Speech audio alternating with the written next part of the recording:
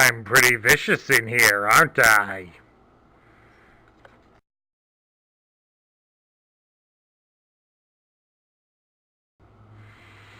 Hello everybody, Sparkster1701 here. Now we're going to kick off this year's GoBot reviews. Last year I started these reviews off with Psykill, the regular version. So this time around we're going to take a look at the super version of Psykill. Super Psykill here was released in 1985. He would also be available in 1986 until the line would be discontinued.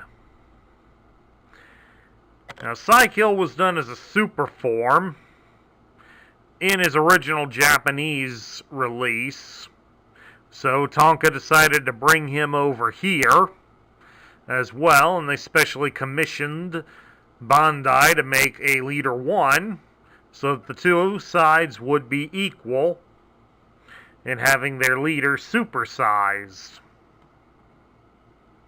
But does bigger necessarily mean better?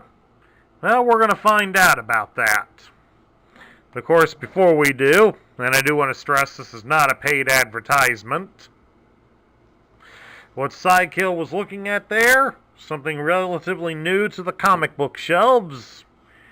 IDW, that publishes the Transformer comic books, has now started to put out the GoBot series. And it also has nothing to do with the Hanna-Barbera cartoon of the 1980s. Only the fact that some of the humans do appear in it, but they are somewhat radically different than how they were in the cartoon. Like, Matt's now a race car driver. He drives Turbo as a professional race car driver. Nick is now in the Air Force. Leader 1 is his plane. And AJ is a student, and she drives Scooter to class. And one of her teachers is Professor Braxis. So it's nice that the humans, they're still retaining the humans, but they're not quite as annoying as they were in the cartoon. And the series is also considerably darker than what the cartoon was. I definitely recommend checking it out, even if you're reasonably curious about it, because I find it very well done. And also, the GoBots are drawn off more how their toys appeared than the added things that were done to them by Hanna-Barbera for the cartoon. So, the only other things, they do retain some of the more famous things out of the Hanna-Barbera cartoon.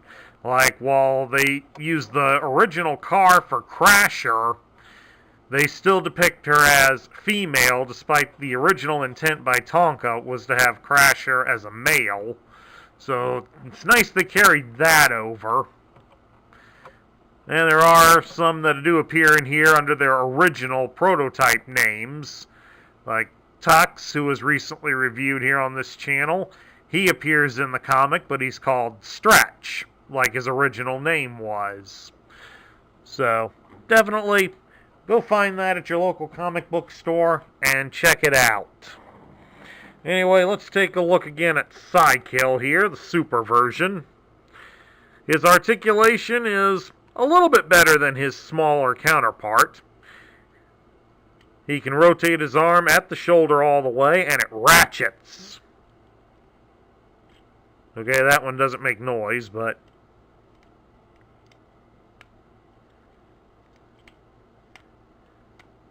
that one just barely does, but the arms do ratchet all the way around. He has a joint at the hip, and he can move one leg at a time, unlike the smaller one, like so. And he can bend at the knee, like so. Just listen to that.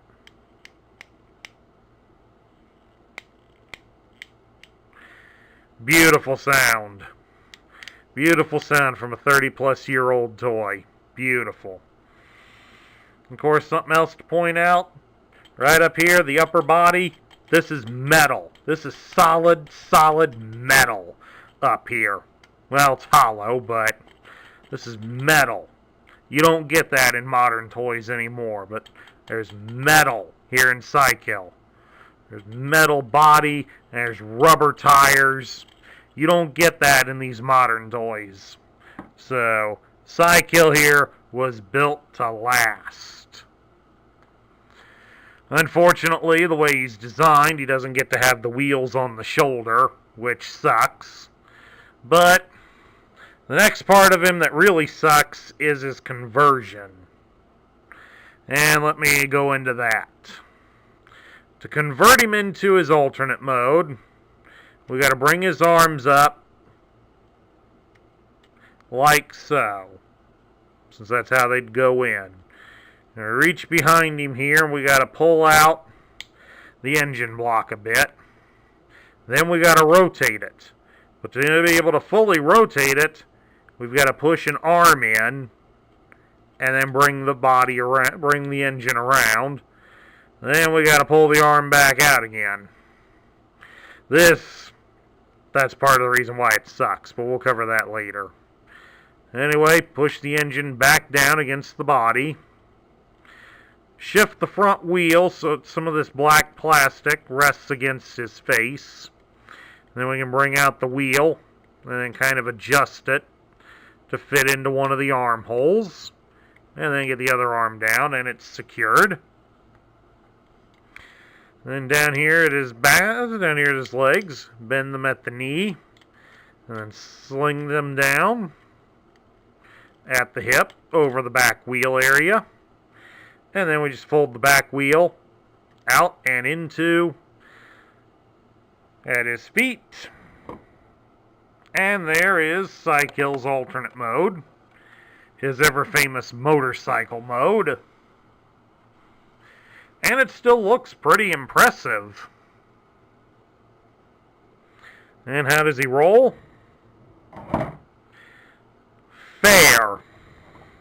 He rolls pretty good, as you can see there. It doesn't take long, and his weight catches up to him, and he shifts to one side and falls over. You'd almost wonder if slightly wider tires would have helped hold him up like that. But anyway, if you're just a kid, if you got a kid and he's just pushing him along the floor, as you can see here, just with how I'm just rolling him back and forth on the table, he does roll very good. Very good rolling. It's just, he gets side heavy very quickly, and that's the end of it, folks. Now, of course, before we get off to giving my thoughts of Cykill, since he doesn't have loose parts, I got something special I want to show you. I do have a box for Cykill, specifically his European box.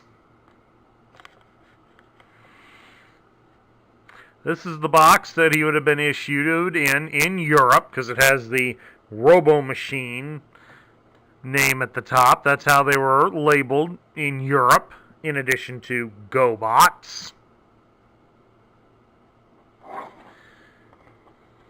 And it's got this nice, fierce-looking artwork on the front.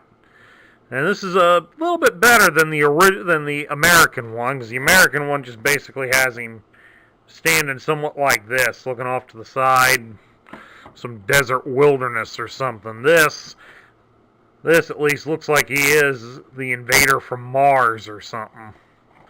And that's carried over onto the sides of the box. The top of the box doesn't have anything really. Neither does the bottom. Except maybe that might have been where the price tag went. And then here on the back of the box, you also get to see that it does have instructions for 5 European nations. Got England, Germany, France, Netherlands, and Italy. So this one got around quite a bit.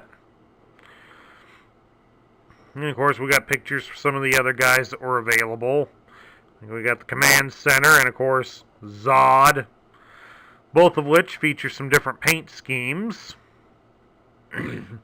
than what the toys were actually released with. But the same can be said over here for some of the GoBots. It's like Zeman over here. He's got a black top on the car, so it gives him a black head on a red body, whereas here in America he was released totally red. So I don't know if that's a prototype or a European variant. Hair Fiend here, this I know is a variant exclusive, because he's here in this bluish gray color, and here in America he was black. And I do have this version of Hair Fiend, so hopefully I'll get around to reviewing him this year and let you guys have a look at him. All in all, pretty impressive, and of course, like the American boxes, there is the flap, opens up, so you get to see something of a battle scene. A window here. Well, this doesn't have the window like the American ones did. In America, this is a plastic window. In Europe, it's basically a plastic cover over the styrofoam. So yes, I even have the styrofoam for Psykill. Take that plastic off. Get Psykill over here. Fold his wheels out like so. There you go. Back in the package.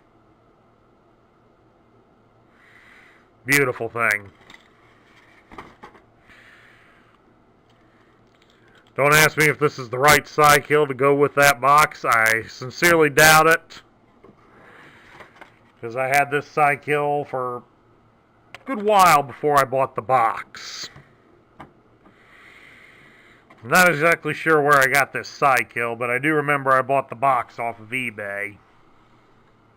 Got a good price on it, too. So, sometimes it does pay. Shop eBay, see if you can find something exclusive. Alright, now let's get to my thoughts of Psykill. What do I think of the Super version? This is one of the few times I go with the majority. A lot of GoBot fans really don't care for this version of Psykill, and I agree with them on it. I mean, don't get me wrong, it is a fantastic toy. The metal body and the plastic limbs all over him, it's very tough and durable. So, yeah, if I had a young kid, I wouldn't worry about him playing with this toy. This is a toy that's going to hold up. This is a toy that's going to take some punishment. So, it's not a bad toy, it's just, it doesn't really do well for Psykill when we had such a great figure in the small version. I mean, this one, we can't plug the wheels into his arms, because the wheels are mounted to the engine block. It gets that as a plus for the fact you can't lose the pieces, but that was part of what made Psykill, was the wheels on his shoulders.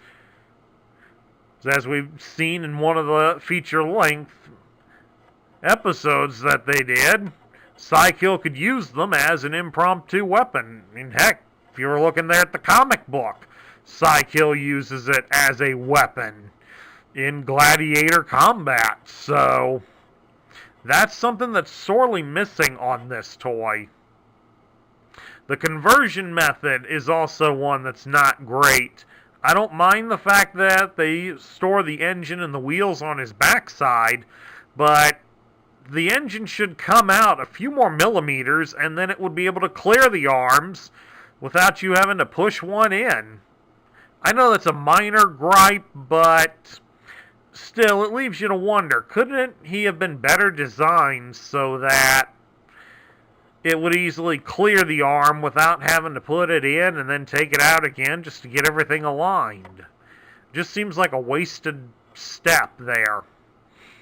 And then also in his vehicle mode, while it's impressive and it stands there pretty good, it's just it falls over too fast when you try to roll him.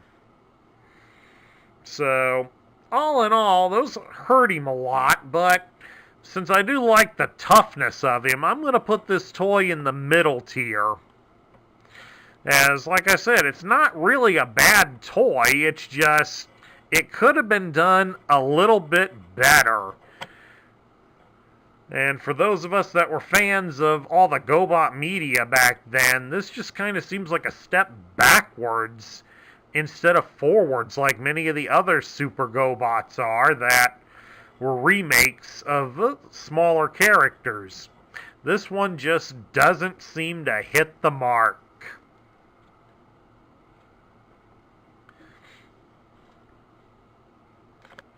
And that concludes my review of the super version of Psykill. If you like the review, please leave us a thumbs up here on YouTube. If you're new to the channel, hit that subscribe button down below and ring the bell to join up in our ranks.